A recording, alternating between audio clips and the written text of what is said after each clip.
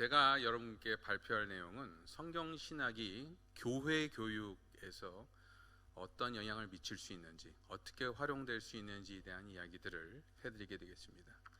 여기서 얘기 드리는 것은 이제 일반 교육은 아니고 교회 교육에 관한 이야기입니다. 서론입니다. 여러분도 아시다시피 기독교 교육은 사람들이 많은 관심을 보이기도 하지만 또 어느 교회나 답을 갖고 있지는 않은 그런 분야이기도 합니다. 최근 제가 속해 있는 호주 장로교회에서는 교단의 청소년 사역 단체 혹은 기관인 프리스비테리안 유스라고 하는 기관에 기금을 지원하는 일들을 좀 줄이는 바람에 난리가 난 적이 있어요. 이렇게 돈을 쓰는 게 과연 효과적이냐 이런 건 논란이 있었는데, 기독교 교육을 어떻게 풀어나가야지에 대한 여러 가지 논란을 보여주는 좋은 예라고 생각됩니다. 근데 이것은 기독교 교회 교육의 문제는 단순히 돈을 어떻게 쓸 것인가의 문제만은 아닙니다. 내용이 문제이기 때문에 그렇습니다. 최근 들어서 제가 자주 인용을 하게 되는 그 미국의 청소년 종교 의식 조사 내용들, 그 내용은 크게 두 개의 결론을 저희에게 말하고 있습니다. 하나는 생각보다 통계 자료를 보면 우리가 청소년 사역을 잘 못하고 있다고 많이들 걱정하지만 그 걱정보다는 훨씬 더 많은 청소년들이 교회를 떠나지 않고 또 교회의 티칭이나 교회의 청소년 사역 혹은 주일학교 사역에 영향을 잘 받고 있다는 결과가 나왔습니다. 그러니까 보기보다는 상황이 낫다는 거죠. 그러나 두 번째가 좀 심각한 문제입니다. 두 번째 결론은 이렇습니다. 이렇게 미국 교회가 많은 돈과 시간과 공간을 들여서 교육을 한 결과가 뭐냐는 거예요. 아이들이 도대체 어떤 종류의 하나님을 이해하고 어떤 신앙을 갖고 있는가? 여러분이 익숙한 단어가 나옵니다. Therapeutic, Moralistic Deism, 문제 해결 중심의 윤리주의적 이신론. 다시 말해, 하나님을 우리가 문제가 있으면 문제를 풀어주시고 또 어떤 바른 행동을 하는 것이 기독교이고, 또 하나님께서는 법과 기준을 세워주셨을지 모르겠지만 우리 삶에 간섭을 하지 않는다고 생각하는 그런 종류의 기독교를 믿고 있다라고 나왔습니다. 여러분, 이 결과가 왜 충격적이냐 하면 사실 저희가 살고 있는 호주나 한국 포함해서 미국에 비하면은 교육이 훨씬 교회 교육이 덜 발달된 곳입니다. 거기는 웬만한 교회들은 주일학교가 있고 굉장히 많은 주일학교 리소스 개발 단체들과 또 활동가들이 일하고 있어요. 특별히 우리 한국 교회는 미국 교회의 영향을 많이 받고 있기 때문에 이러한 상황들이 남의 얘기가 아닐 확률이 높습니다. 문제 해결을 위해서 먼저 상황을 제대로 분석하는 것이 중요하고요. 그렇기 때문에 저는 먼저 우리 특히 영어권에 속해 있는 기독교계 전체가 교회 교육에 관계돼서 만나고 있는 어려움들이 무엇인지를 먼저 살펴볼 것입니다.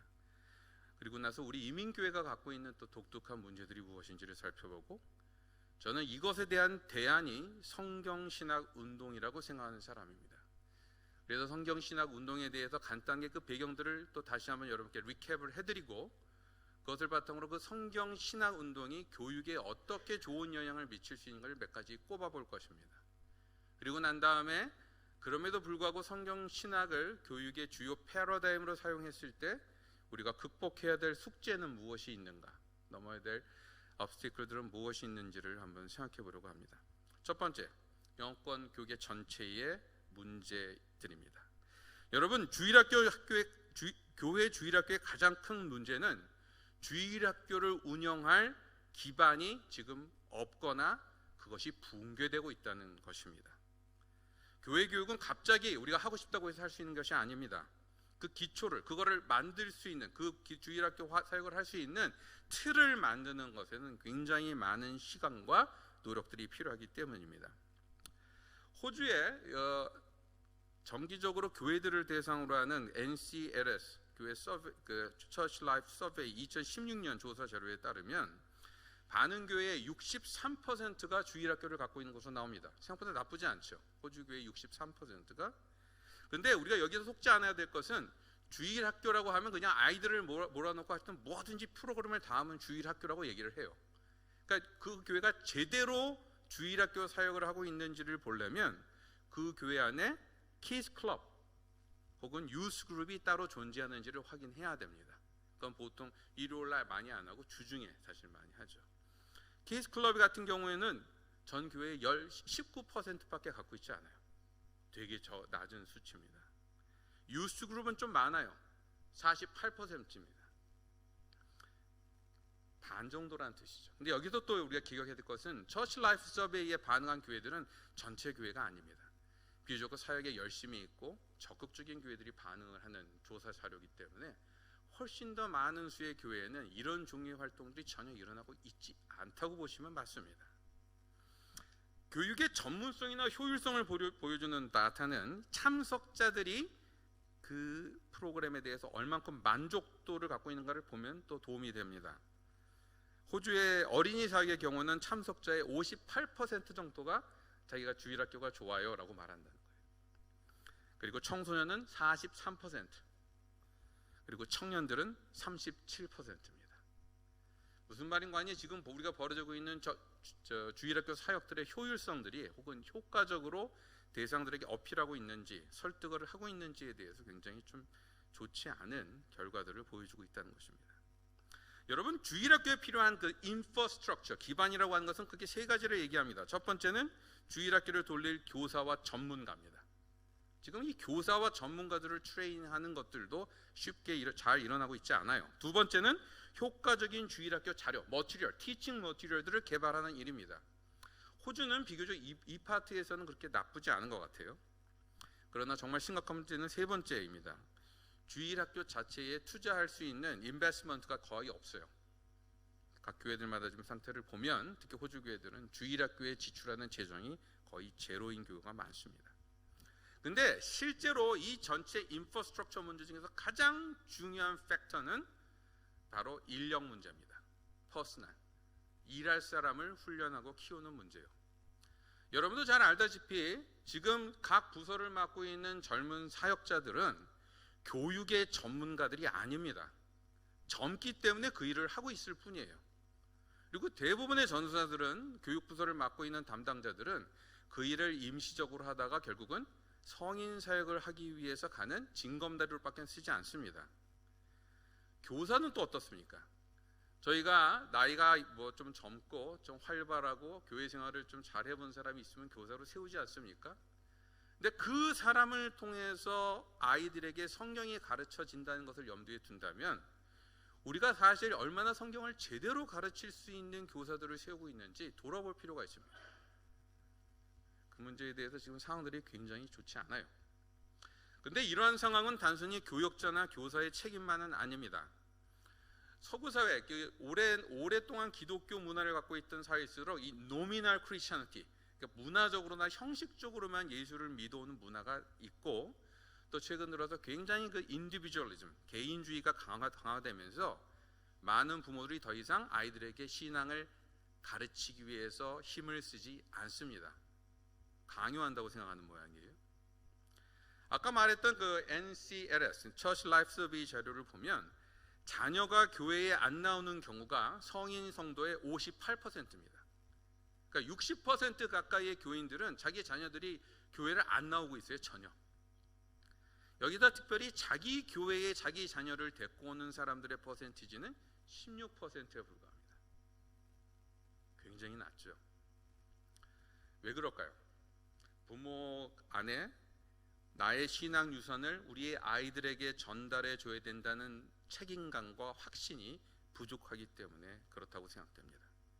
이것을 반증하는 것은 1990년 이후에 특별히 젊은 커플들 중에 예수 믿는 사람들이 좀 생기면서 그 사람들이 모여있는 교회들에 가보면 다시 주일학교 사역들이 굉장히 부흥하고 있는 모습들을 우리가 종종 봅니다. 이것을 본다면 결국 교육, 재정, 자료, 교사도 중요한 문제지만 주일학교를 살리고 죽이는데 가장 중요한 것은 부모의 확신이라고 하는 것을 우리가 확인할 수 있습니다. 또 다른 영어권 기독교 세계 교회 교육의 위기는 사회 전반에서 성경 문화가 점점 사라지고 있다는 것입니다. 기독교 문화가 아니고 성경 문화예요. 보다 구체적으로 성경적 가치관을 가르치고 전달하는 문화들이 점점 없어지고 있다는 것입니다. 17세기 이후 대부분의 기독교 문화권은 철학자 찰스 테일러가 말하는 세속화의 과정, 세큘러라이제이션의 과정을 거쳐왔습니다. 이들은 이 테일러 말하는 세 번째 단계, 최종 단계라고 말할 수 있는 성경과 성경적 가치관이 사회 안에서 더 이상 상식으로 받아들여지지 않고 당연하게 여겨지지 않는, 도리어 그것이 그런 것을 얘기하면 더 이상하게 여겨지는 그런 단계까지 이루어졌다는 것입니다. 근데 여기서 주의할 것은 성경이 미친 혹은 기독교적 문화가 미친 영향은 호주 사회 구석구석에 아직도 많이 남아 있어요. 그러나 몇 가지 상황들을 보면 현실은 녹록지 않습니다. 1916년에 개정된 호주 통계청의 인구 조사에 보면 무신론을 자기 종교로 삼은 사람들이 30% 이상 등장하기 시작했습니다. 그리고 지금 많은 공립학교에서 이루어지고 있는 Religious Education 클래스를 대신해서 Ethic 클래스라고 하는 무신론적인 윤리학을 가르치는, 윤리 과목을 가르치는 윤리 과목을 선택하는 부모들과 아이들이 지금 급속도로 늘고 있어요. 마지막 증거는 여러분도 잘 알다시피 최근에 동성애 결혼 합법화 과정에서 메인스트림 미디어가 기독교계의 목소리를 취급하는 모습을 보시면 여러분이 아마 제 얘기가 뭔지를 아실 겁니다. 그냥 단순히 비웃는 수준으로 그 얘기를 취급하더라고요. 성경적 이야기, 성경적 결혼관, 성경적 성에 대한 관점을 얘기했을 때 아주 이상한 동물 보듯이 하는 눈들을 볼 수 있었습니다. 물론 바울의 지적처럼요, 여러분, 복음은 항상 거리키는 것이고 미련한 것입니다. 그렇지 않았을 때가 역사 속에 별로 더 없었어요. 그러다 어쨌든 현대 사회가 갖고 있는 이 복잡한 구조에 비춰 보면은 복음을 가지고 우리 주변을 지금 뒤어싸고 있는 이 플로리스틱 소사이티, 다원주의적인 어떤 챌린지 속에서 뭐가 맞고 뭐가 틀리고 어떻게 이것을 반응해야 될까를 우리가 대체하는데 그래도 도움이 되는 방법이 크리스천 월드뷰, 기독교 세계관 접근 방법입니다. 근데 여러분, 호주의 많은 교회들은요, 이런 세계관적 접근법을 별로 환영하지 않습니다. 왜냐하면 많은 사람들이 복음만 있으면 되지, 성경만 있으면 되지, 왜 기독교 세계관 얘기를 따로 하는가라고 하는 그런 비판적인 목소리들이 생각보다 많아요. 이러다 보니까 기독교가 우리 사회에 있는 보다 복잡한 문제들에 대해서 효과적으로 얘기하거나 할 수 있는 방법론들을 제시하고 있지 못합니다. 그러니까 어떻게 그것을 해결해야 되는지 보다 수준 있는 어떤 답들을 내지 못한다는 거예요. 근데 교회 교육의 위기는 사실 세상 전반의 교육 환경의 변화와도 관련이 있습니다. 가장 우리가 주목해야 될 이슈는 교육에 사용되는 논리입니다. 그걸 페다고지라고도 얘기하고 에듀케이셔널 로직이라고도 얘기해요. 여러분도 알다시피 일반 사회는요, 연역적 방법보다, 그러니까 명제를 딱 답을 만들어 놓고 그 답을 설명해 주는 그런 고전적인 방법보다는 귀납법적 방법을 더 좋아합니다. 뭐냐면 이제 세부적인 어떤 증거들을 다 분석해서 그것을 확립한 다음에 그것을 가지고 공통적인 특징들을 모아서 답을 내는 방식이에요. 귀납적 사고 방식이에요. 그리고 서구 사회가 발달된 이유 중에 하나는 사람들이 거대 담론, 이게 전체 틀이 어떤가 이런 걸 얘기하기보다는 디테일 하나하나 붙들고 그것을 분석하는 것을 더 강조해온 그런 문명입니다. 농제 사람들이 뭐가 맞고 틀릴 때 뭘 갖고 판단을 하죠? 과학적 논증 방법입니다. scientific 리서치를 통해서만이 맞는 답을 찾는 데 되게 익숙해져 있어요. 다른 방법들에 대해서는 사람들이 그 personal opinion, 개인 의견 취급 같은 것을 더 많이 합니다. 이런 분위기 때문에 사실 교리, 신앙 고백, 신앙 전부 다 사실 점점 더 아이들에게 가르치는 게 어려워지고 있다는 것입니다. 그리고 또한 또 이거에 이런 전체 분위기가 교회 안에도 반영돼서 교회 안에서도 신앙을 가질 때 보다 포괄적으로 신앙이 사회 전체에 미치는 영향을 보거나 아니면 우리가 갖고 있는 신앙의 다양한 요소들이 서로 어떻게 연결되는지를 볼 수 있는 큰 눈을 갖는 그런 분위기보다 어떠한 특정 부분들만을 잘 이해하고 어느 한 곳에만 집중해서 그 일들을 하는 그런 굉장히 좀 좁은 방식의 신앙생활들도 우리 교회들을 많이 지배하고 있습니다. 신앙을 어떤 종교행위나 윤리행위 같은 작은 조각으로 취급하고 주로 설명하는 것입니다. 또 다른 도전은 여러분도 잘 알고 있는 포스트 모더니즘의 도전입니다. 진리 주장이 어떻게 취급되죠? 개인의 선택의 문제로. 그리고 진리를 얘기할 때 더 이상 본질이 진리다 이런 건 사람들이 별로 관심이 없습니다. 기능적으로 functionally 우리에게 도움이 주면 진리예요. 이런 위협들 앞에서 참 아이러니컬하게도 일부 보수 기독교에는 그동안 가장 우리 기독교를 위협했던 rationalism, 이성주의를 도리어 우리의 방법으로 사용해서 활용하는 경우들이 많습니다. 이게 무슨 말인 거 아니에요? 여러분 생각해 보십시오. 우리가 신앙생활을 할 때 잘못된 어떤 감정 중심의 신앙생활이나 너무 개인적으로만 신앙을 이해하는 그런 주관주의적인 신앙은 별로 건강하지 않습니다. 그러나 그것만큼이나 위험한 것은 이성과 합리적인 기준으로 판단됐을 때 받아들이지 못하는 것은 신앙에 포함시키지 않는 그런 잣대도 잘못된 것들이에요. 다시 말해 신앙은 객관성과 주관성, 균형이 필요합니다. 이성과 감성 사이의 균형을 요구한다는 것입니다. 바로 이 점에서 기독교 교육도 이러한 필요들을 어떻게 채울까에 대해서 지금 많은 고민을 할 수밖에 없는 상황에 있다는 것입니다. 마지막으로 이러한 현실이 점점 더 우리에게 무겁게 느껴지는 것은 미디어와 상업주의가 일으킨 강렬한 세계관 전쟁의 현실 때문에 그렇습니다. 이 첨단 기술로 무장된 자극적 미디어의 영향력은 이제 일반 사람들은 도저히 그냥 감당할 수가 없는 수준까지 되어버렸어요. 그래서 지금 당장 필요한 것은 아마 그냥 거기서 좀 피하는 횟수를 더 늘리는 것 정도가 더 급한 일이 아닐까 할 정도입니다. 근데 분명한 것은 저희는 미디어와 시장 경제를 등에 지고 살 수 없어요. 상업주의나 우리가 지금 처해 있는 이 상황들은 우리가 결국은 활용해야 될 대상이지 도망갈 수 있는 대상은 아니거든요. 바로 이 점 때문에 저희가 우리의 청소년들에게 이 미디어가 보여주고 있는 수많은 비기독교적 세계관들을 분별하고 그 분별한 내용들을 바탕으로 분별한 내용들을 바탕으로 기독교적 세계관을 가지고 자기의 삶을 만들어갈 수 있도록 훈련하는 일들이 이제는 옵션이 아니라 반드시 해야 될 교육의 내용들이 되어가고 있다는 것입니다. 여러분 이민교회 상황은 어떨까요?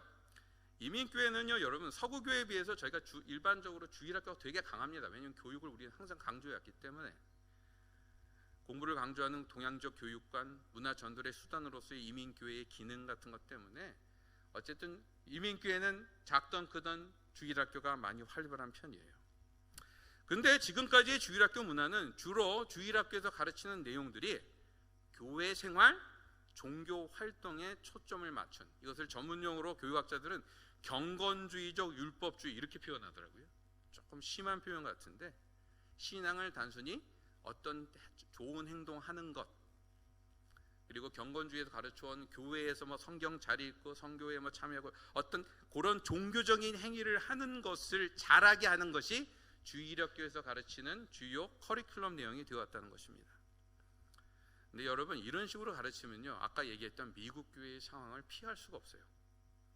다시 말해 문제 해결 중심의 율법주의적 이신론을 가르치기 딱 좋은 상황들을 우린 지금까지 만들어 왔고, 실제로 우리 아이들과 얘기를 해보면 이런 수준의 기독교를 갖고 있는 아들이 생각보다 많이 있습니다.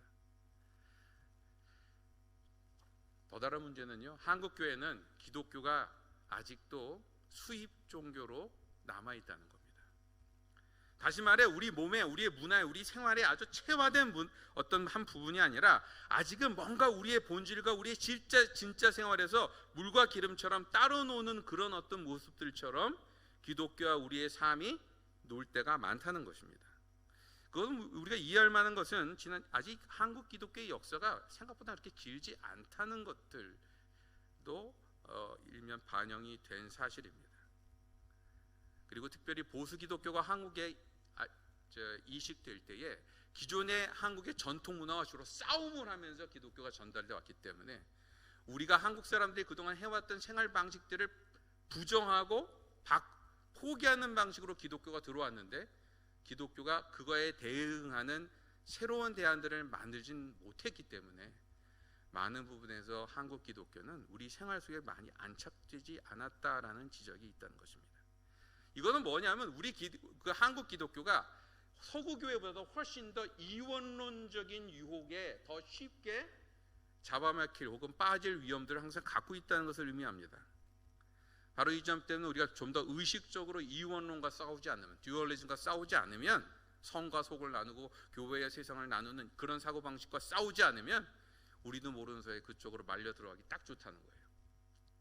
마지막으로 이민교회는 아까 얘기 드렸던 영어권 기독교 전반의 문제뿐만 아니라 아까 말한 한국교회의 문제를 한꺼번에 끌어안고 지금 살고 있는 되게 어려운 입장에 있습니다. 근데 문제는 그것을 대응해야 될 우리 자신의 실제 삶들은 아직도 너무 힘들고 또 매일매일 허덕거리면서 허덕거리면서 사는 게 현실이기 때문에 이런 문제들에 대해서 민감하게 반응을 하나 대책을 낼 수 있는 상황들이 별로 아니에요.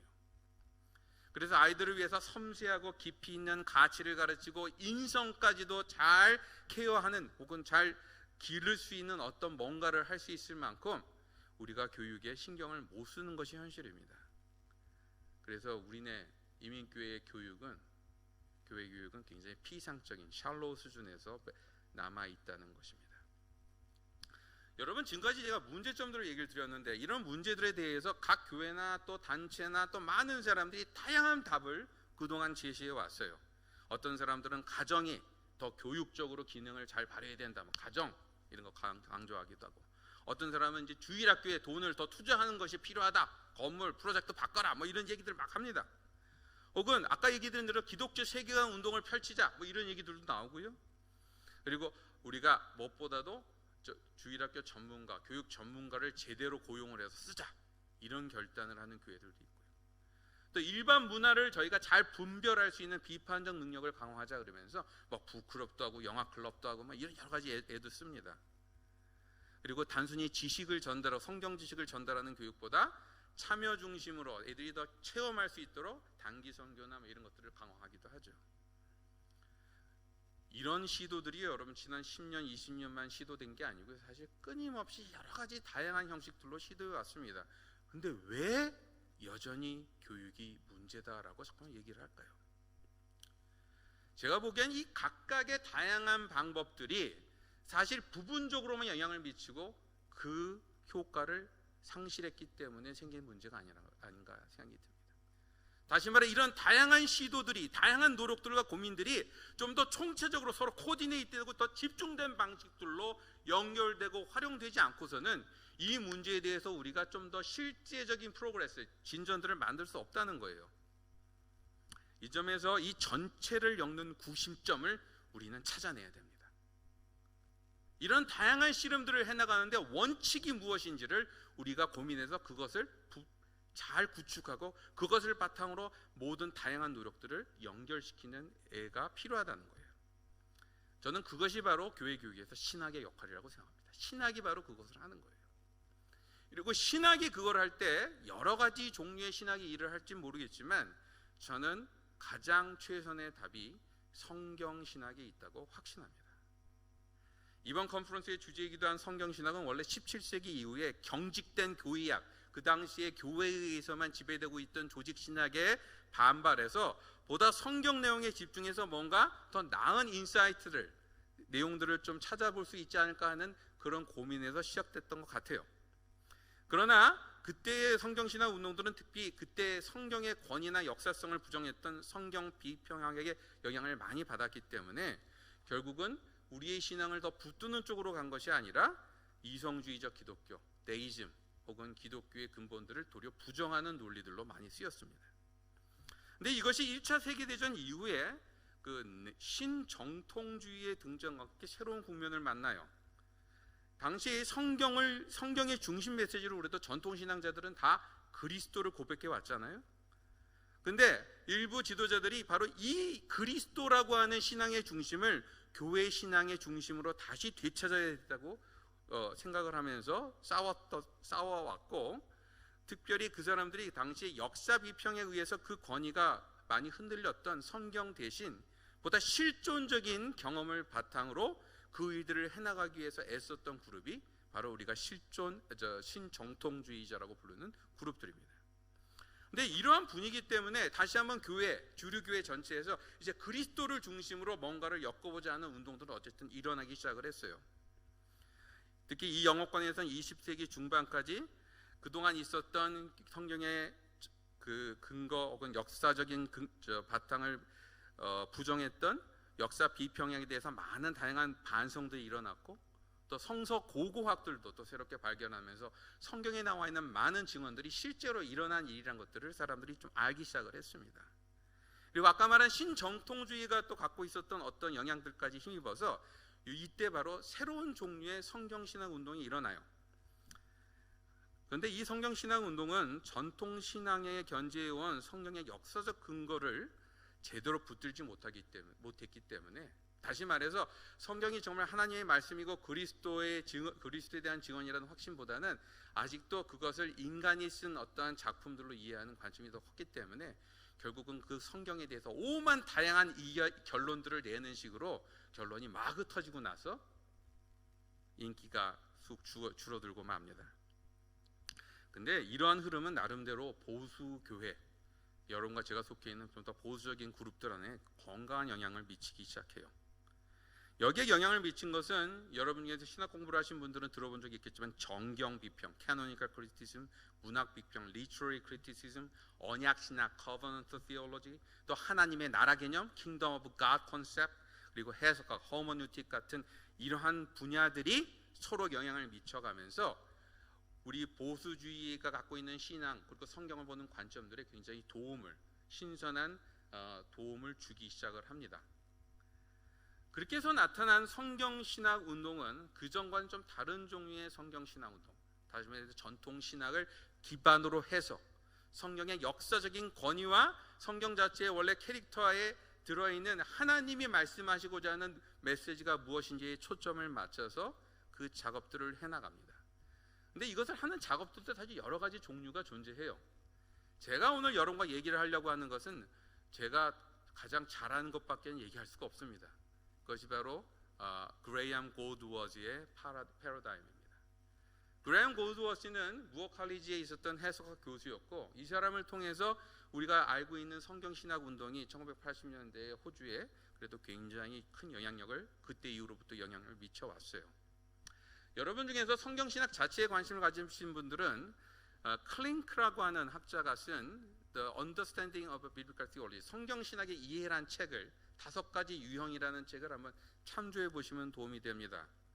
클링크에 따르면 지금까지 제가 말하는 성경신학 운동들이 5가지 유형으로 벌어졌는데, 하나는 아까 처음 얘기했던 것처럼 17세기 처음 시작했던 것처럼 역사 비평학적 관점에서 시작한, 다시 말해서 성경의 역사적 권위들을 인정하지 않지만 성경 자체 본문의 내용들에 집중해서 그 흐름들을 혹은 신학의 내용들을 메시지를 찾아보려는 그런 운동이 있었다 그래요.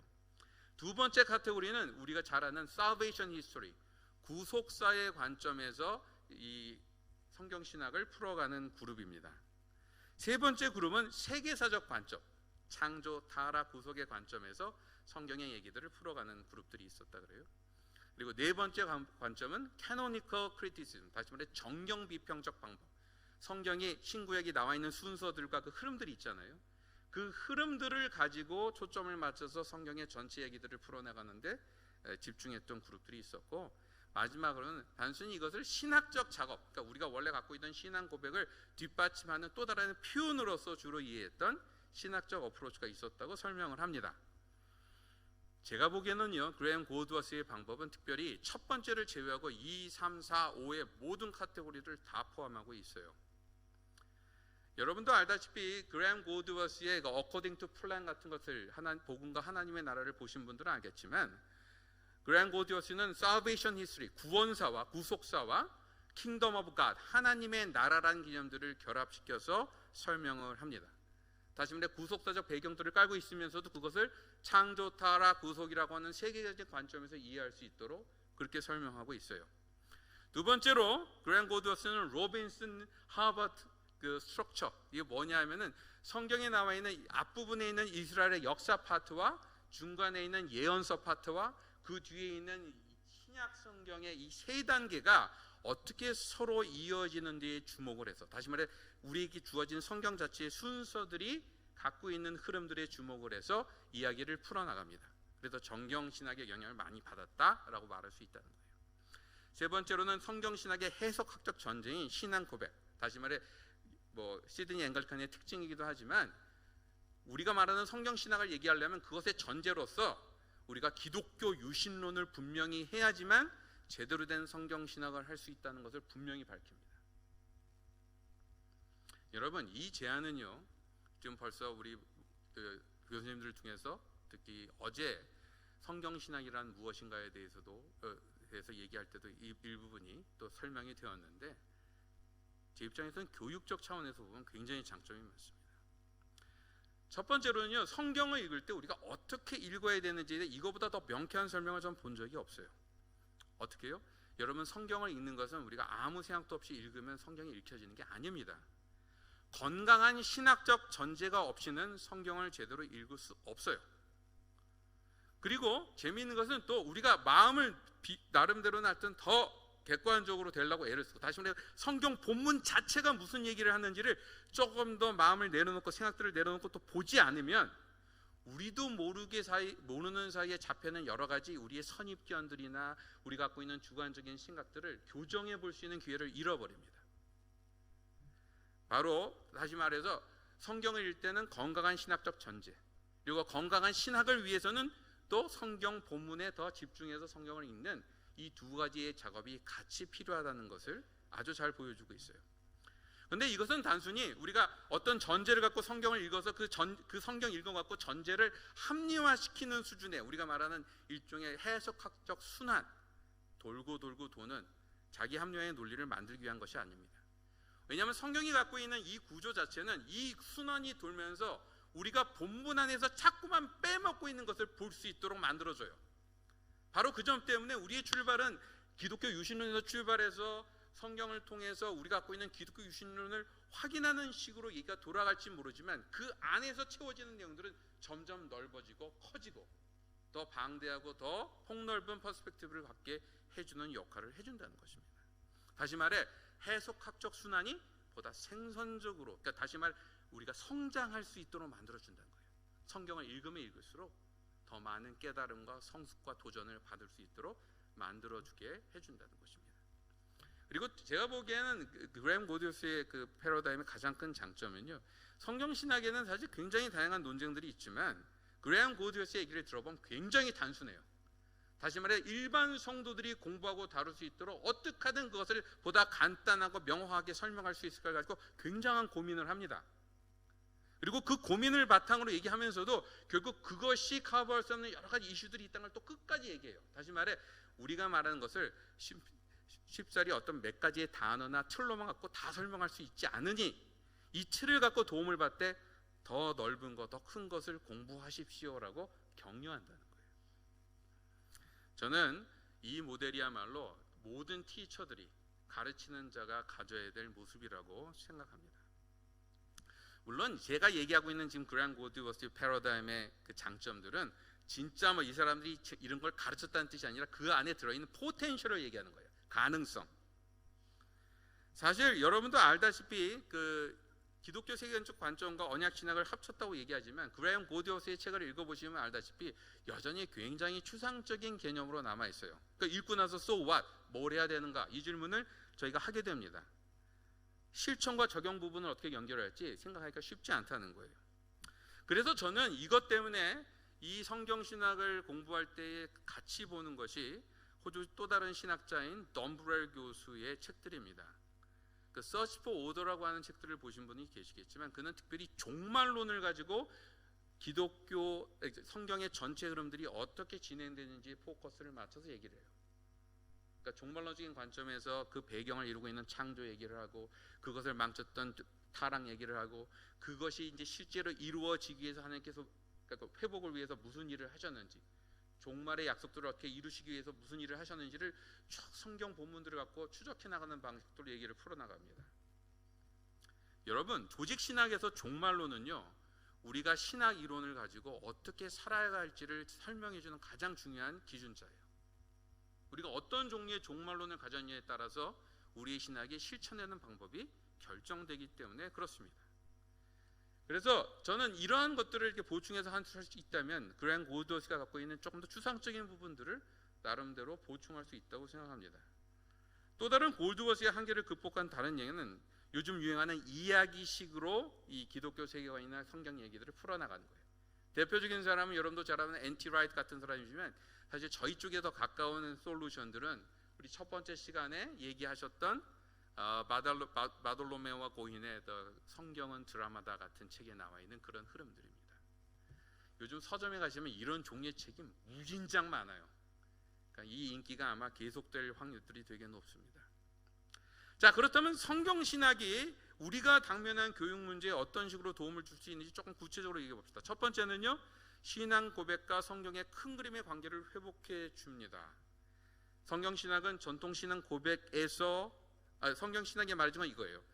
우리가 갖고 있는 신앙 고백, 전통 신앙 고백은 성경에서 나온 것이지만 동시에 신앙 고백적 전제들이 없이는 그런 마인드를 갖고 성경을 보지 않으면 성경을 제대로 읽을 수 없다는 것을 가르쳐 준다는 거예요. 이 점에서 성경 신학은 한쪽에서는 성경 전체를 이해함으로써 신앙을 발전시키고 채워나가야 된다는 것을 얘기하면서 다른 한쪽에서는 성경을 쭉 읽어나가는 것만큼이나 중요한 것은 성경을 읽기 위해서 어떤 전제를 갖고 있는지 우리 자신에게 물어보는 것입니다. 그 건강한 전제를 같이 붙들지 않으면 성경을 제대로 읽어나가면서 잘할 수가 없다는 거예요. 이 점에서 성경의 큰 그림, 빅픽처와 그 시작 출발점으로 신앙 고백 양자의 중요성을 같이 얘기한다는 것입니다. 성경만 가르치는 것이 아니라 신앙 고백도 같이 가르쳐야 된다는 것을 분명히 얘기해 준다는 것입니다.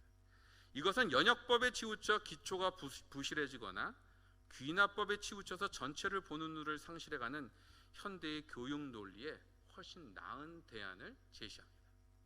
두 번째, 신앙의 개인적 여정적인 요소, journey라고 하는 The Christian Life as Journey라고 하는 면들을 강조한다는 거예요.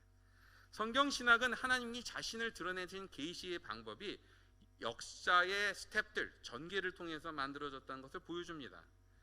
이 말은 우리가 하나님을 알기 위해서 뭐가 필요하다는 뜻이에요? 단계와 여정들이, 과정들이 필요하다는 것을 보여준다는 것입니다. 이것을 강조하면 뭐가 중요하냐면 무조건 외워라, 이게 답이니까 무조건 따라라, 이런 이야기들보다 그 답을 얻기 위해서 아이들이 거쳐야 될 혹은 우리가 고민해야 될 충분한 과정과 씨름과 단계별 거쳐야 될 모든 프로세스들도 우리가 중요하게 여기고 거기에도 주목하게 되는 문화를 가질 수 있다는 것입니다. 이걸 저는 여정적 교육 방식이라고 얘기하는데요. journey, pedagogy 뭐라고 얘기해도 좋습니다. 이건 무슨 말이냐면 우리가 아이들이나 우리 모두에게 결론과 가이드는 주되 여기에 무조건 동의하는 것을 강요하는 것이 아니라 그리스도의 관계를 통한 gradual accommodation, 점진적인 동화 과정들을 가질 수 있도록 도와주는 것입니다. 이것을 그레이엄 골드워스는 이렇게 표현해요. 성경의 설명적 요소와 명령적 요소 간의 관계를 재정상화시키는 것이다, 이렇게 표현합니다. 무슨 말이냐면 성경에 보면 그냥 얘기가 있고 어떤 것은 해야 될 명령들이 있잖아요. 근데 우리가 때때로 그냥 설명 얘기들을 명령처럼 받아들이고 명령 얘기를 그냥 설명처럼만 받아들일 때가 많다는 거예요. 이 관계들을 정상화시켜야 된다. 성경 신학을 바로 사용하면 하나님 그리스도를 설명하기 위해 전개한 내용을 가지고 억지 명령으로 사용하려는 윤리주의적 유혹에서 벗어나게 해준다는 것입니다. 이렇게 할 때 단기적인 성과를 이루는 데 집착한 교육 방법이나 일반적인 암기식 강요하는 교육 방식, 그리고 피상적인 어떤 형식이나 어떤 활동들을 하는 것을 가지고 저 사람 충분해, 잘하고 있어라고 하는 그런 종류의 평가들은 아무래도 점점 더 어렵게 되는 면들이 있다는 거예요. 세 번째는 세계관 전쟁에 필요한 체계를 제공한다는 것입니다. 성경 신학은 언약 신학에 근거했지만 하나님과 개인의 관계에 더 초점을 맞추는 언약 신학의 틀이 가진 약점을 보완합니다. 무슨 말이냐면 언약 신학은 하나님과 사람 간의 관계이기만 하기 때문에 신앙을 이 관계, 하나님과 자기 개인의 관계로만 좀 보게 하는 그러한 경향들이 있는데 여기에 반해서 하나님 나라라고 하는 개념들로 신앙과 우리 세계관을 보기 시작하면 우리의 신앙의 배경을 이루는 다른 이 전체 콘텍스트, 세상에 대한 그런 책임감까지도 좀 더 신경을 쓸 수 있는 그런 관점을 가질 수 있다는 것입니다. 성경 자체에 대한 지식뿐만 아니라 성경 전체가 보여주는 하나님 나라와 세계관 개념을 같이 세워줌으로써 우리 시대에 필요한 세계관 전쟁에 필요한 세계관적 관점들을 키워나갈 수 있다는 거예요. 근데 안타깝게도 여러분, 그레함이 이 제안을 했던 우리 호주는 이런 세계관 운동을 별로 좋아하지 않습니다. 참 아이러니죠. 이 점에서 제가 아까 바돌로메오와 고힌유의 기독교 세계관적 관점, 성경은 드라마다가 보여주는 관점들이 되게 건강하다고 얘기 드린 이유가 그렇습니다. 성경 신학이 그러면 단순히 신학적 논리가 아니라 하나님 나라의 전개 과정을 이해하고 기독교 세계관이 말하는 창조, 타락, 구속의 관점을 연결해서 우리 세상을 볼 수 있도록 도와줍니다. 다시 말해 성경의 이야기가 우리의 삶의 근본, 문제의 원인, 해결의 방식을 적용할 때 쓸 수 있도록 도와주는 프레임 역할을 한다는 거예요. 이를 바탕으로 창조 신학의 긍정, 타락의 현실을 분별하는 비판적 사회의 강화, 회복에 대한 강한 비전과 기대, 이에 대한 개인적 사회적 책임이 같이 강조될 때에 지금 우리 갖고 있는 많은 기독교회의 교육 퀄리티들은 굉장히 높은 수준으로 혹은 마땅히 있어야 될 수준으로 회복될 수 있다는 것입니다. 근데 여러분, 제가 지금 얘기 드린 건 성경신학의 가능성이에요. 이것을 제대로 적용하기 위해서는 넘어야 될 숙제들이 있습니다. 이것은 사실 개혁주의 신학 안에 원래부터 갖고 있는 긴장 요소 때문에 생긴 면들도 있어서 이것들이 쉽게 없어지지 않는데, 그럼에도 불구하고 우리가 풀기 위해서 실험해야 될 숙제는 다음과 같다는 거예요. 첫 번째, 성경 신학을 제대로 가르치려면 신앙 수준과 나이에 따른 점진적 계획이 필요합니다. 여러분, 성경 신학의 전체 그림을 설명한다는 것은요, 우리가 갖고 있는 이 집중력의 한계에 비춰봐서는 거의 한 번만에 할 수 있는 방법이 전혀 없어요. 다시 말해 아주 체계적이고 주도 면밀하고 인내심을 갖고 계획을 만들어서 진행하지 않으면 이걸 설명할 방법이 없다는 것입니다. 특별히 교육학적에서는 우리가 아동 성장학, Human Development Theory를 좀 염두에 둘 필요가 있어요. 왜냐하면 아이들의 성장, 사람들의 성장에 따라서 정보를 받아들이고 소화하고 반응하는 방식들이 다르거든요. 그 점에서 이 성경신학의 이야기들이 그 각 세대들마다 어떻게 적용되어야 될지 좀 더 엄밀한 고민과 거기에 맞는 전략들로 사이클들을 계속 만들어내는 것이 필요하다는 것입니다. 근데 여러분, 성경신학적 전체 그림을 이제 전달해야 된다 이런 마음들을 갖다 보면요, 마음이 급한 나머지 제가 한때도 그랬지만 설교 3번 만에 설명을 하려고 하는 무리한 짓을 하기 마련입니다. 근데 그건 불가능해요. 그런 식으로 성경신학은 설명할 수 없습니다. 이 점에서 교육 책임자들은 성경신학의 큰 그림을 전달하는 일과 아동 성장학적, 인간 발달학적인 인지 발달 과정들을 염두에 둬서 이 틀이 점진적으로 아이들에게 혹은 우리의 청소년들에게 계속 전달될 수 있도록 치밀한 계획들을 만드는 노력이 필요하다는 것입니다. 두 번째, 상황에 맞는 전달을 위해서 교사부터 성경신학에 익숙해져야 됩니다. 뻔한 얘기죠. 왜? 성경신학의 여정적 성격은요, 성경신학 자체를 전달할 때 어떤 커리큘럼이나 모듈 같은 걸 만들어서 전할 수 있다는 게 아니라는 뜻이에요. 여정인데 사람마다 여정이 다르잖아요. 부모나 교사가 자신이 아는 성경신학적 틀 안에서 아이들이 갖고 있는 그 씨름이나 그 성장의 특수한 성격들을 염두에 두고 거기에 맞는 테일러메이드 솔루션, 테일러메이드 스토리텔링들을 해줘야지만 됩니다. 어떻게 해요? 사람마다 다 다른데 이걸 할 수 있는 유일한 방법은 티처가 이 이야기에 아주 익숙해지는 거예요. 그래서 그 기본 내용들을 가르치는 사람들이 몸에 배에 만큼 깊이 알고 있을 때 우리가 닥치는 상황에 맞춰서 아이들의 눈치를 보면서 얼마든지 모디피케이션이 가능하거든요. 그 점에서 성경신학적 교육을 하기 위해서는 가장 중요한 건 교사를 훈련시키는 일입니다. 가르치는 사람이 성경신학을 제대로 이해하지 않고서는 성경신학을 좋은 티칭 머티리얼을 가져다가 가르칠 수가 없어요. 체계적이고 깊이 있는 교사교육, 그리고 이것들이 만약에 가정까지 적용된다면 부모들을 교육시키는 일들을 해야만 합니다. 이 점에서 개별 교사가 성경신학의 내용을 제대로 파악하고 그 안에서 자신의 세계관을 바꿔나가는 체험을 먼저 교사가 해야 된다는 거예요.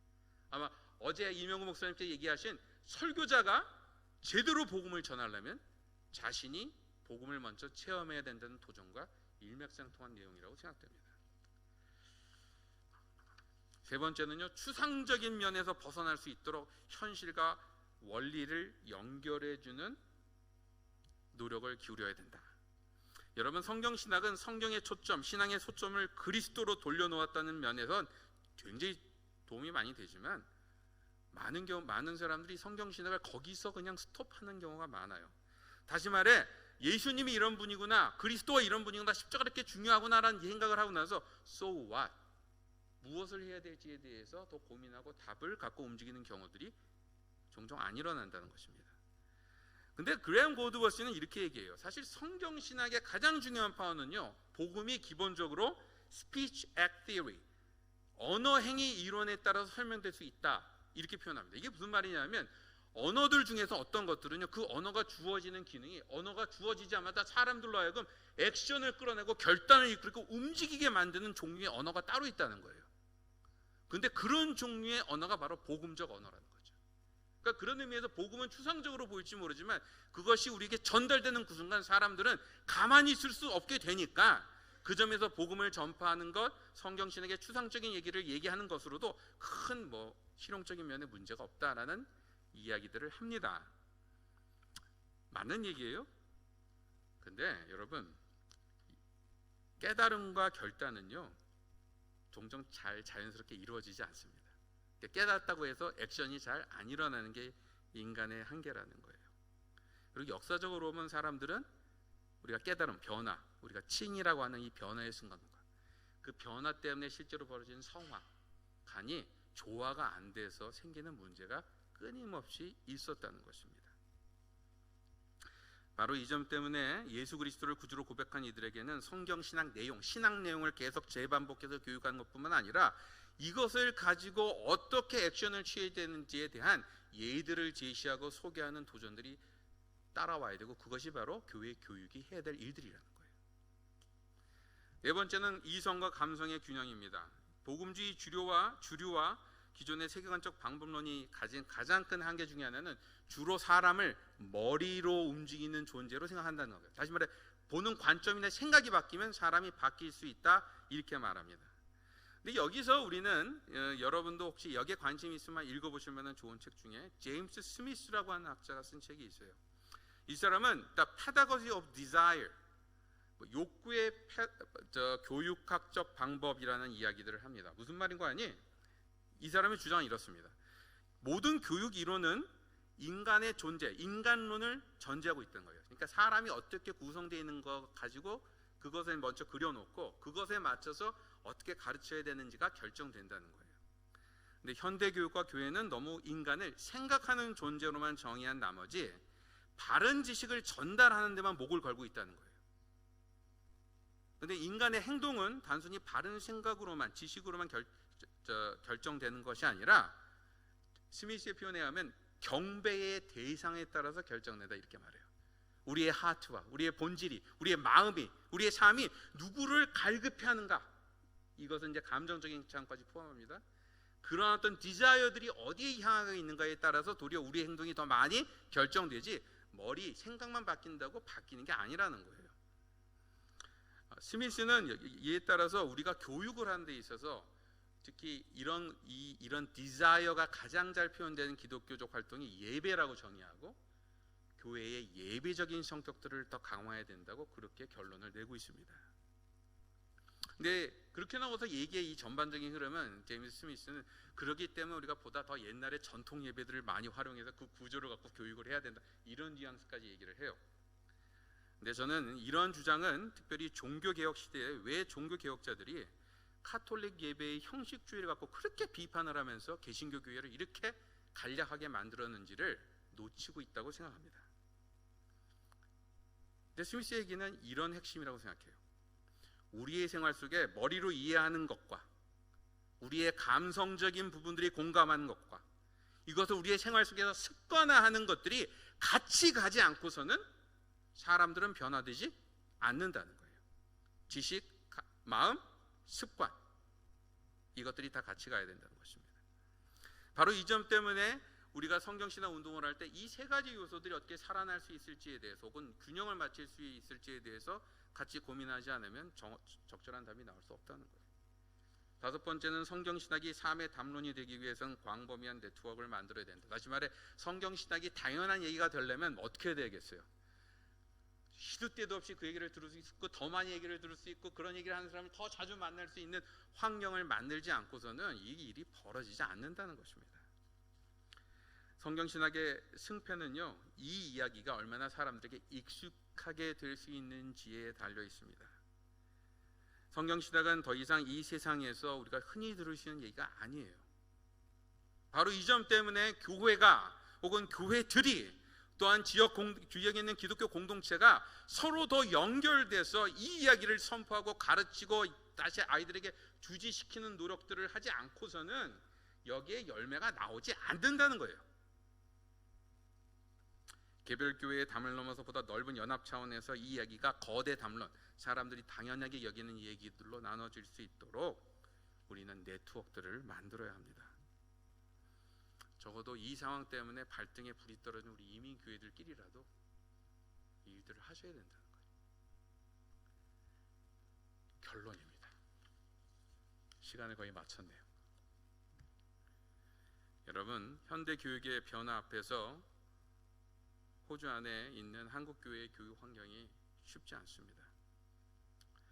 제가 여러분께 얘기 드렸던 방법들을 더 우리가 개발하고 고민해야 될 거라고 저는 확신합니다. 아니요, 제가 하는 얘기들 중에 답이 아닐 수도 있습니다. 문제는 이러한 문제 의식들을 가지고 우리가 각자 갖고 있는 처한 상황에서 고민들을 포기하지 않을 때 우리는 조금 더 나은 답을 가질 수 있을 것입니다. 그러나 이런 방법론적인 고민들은 때때로 더 중요한 근본 문제를 놓칠 수도 있음을 잊지 마시기 바랍니다. 그것은 결국 복음의 능력에 대한 더 강한 확신과 복음이 우리에게 상황마다 다르게 도전하는 내용에 우리가 민감하게 반응하는 것, 그러니까 성령의 인도하심에 저희가 더 겸손하게 들으려고 하는 자세를 갖는 것, 이것이 없으면 아무것도 제대로 할 수 없다는 것입니다. 우리가 이러한 복음의 능력에 대한 확신과 성령의 인도하심에 대한 더 민감한 귀 기울임들을 가지고 최근 복음주의 안에서 만들어 이런 건실한 운동들을 잘 활용해서 성경신학의 틀을 활용할 수 있다면 지금 우리 한국의 교회계뿐만 아니라 기독교 전체가 갖고 있는 이 교육의 문제의 많은 부분들이 좀 더 낫게 해결될 수 있다고 확신합니다. 감사합니다.